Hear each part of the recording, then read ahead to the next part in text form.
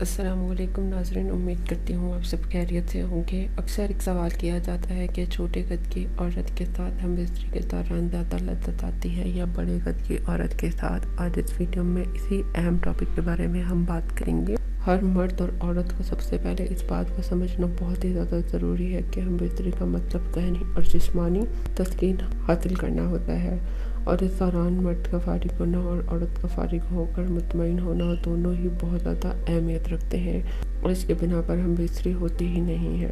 ایک عورت کو مطمئن کرنا یعنی جسمانی سکون مرد ہی دے سکتا ہے، اور مرد کو چاہیے کہ اپنی تسکین کے ساتھ ساتھ عورت کی تسکین کا بھی خاص خیال رکھے۔ آج کا ہمارا اہم ٹاپک یہ ہے کہ لمبے قد اور چھوٹے قد کی عورت جنسی تسکین کے طلب میں کیا فرق ہوتا ہے اور کس کے ساتھ زیادہ لذت حاصل ہوتی ہے۔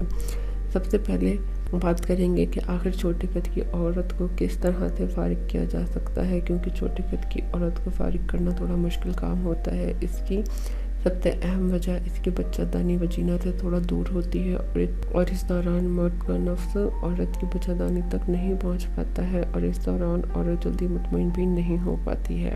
دوسری اہم وجہ یہ ہے کہ جن مرد حضرات کا نفس چھوٹا ہوتا ہے اور اس دوران بھی مرد کا نفس عورت کی بچہ دانی تک نہیں پہنچ پاتا ہے، اسی وجہ سے عورت کو جسمانی لذت اور تسکین حاصل نہیں ہوتا ہے، اور چھوٹی قد کی عورت کو فارغ کرنا بھی بہت مشکل سا کام ہو جاتا ہے۔ اس کے برعکس اگر لمبے قد کی عورت کی بات کی جائے تو لمبے قد کی عورت کی بچہ دانی اس کی وجینا کے بالکل قریب ہوتی ہے، اور مرد کا نفس عورت کی ہم بستری کے دوران سیدھا عورت کی بچہ دانی میں لگتا ہے۔ لمبے قد کی عورت کو مطمئن کرنا بہت زیادہ آسان ہوتا ہے، اور اس کو جنسی تسکین بھی حاصل ہوتی ہے۔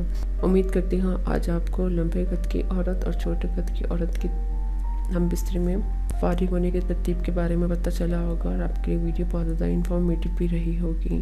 اگر ابھی تک چینل کو سبسکرائب نہیں کیا ہے تو سب سے پہلے چینل کو سبسکرائب کر لیجیے، بیل آئیکن پر بھی کلک کر دیجیے۔ خیال رکھیے گا اپنا، ملتے ہیں پھر نیکسٹ ویڈیو میں۔ اللہ حافظ۔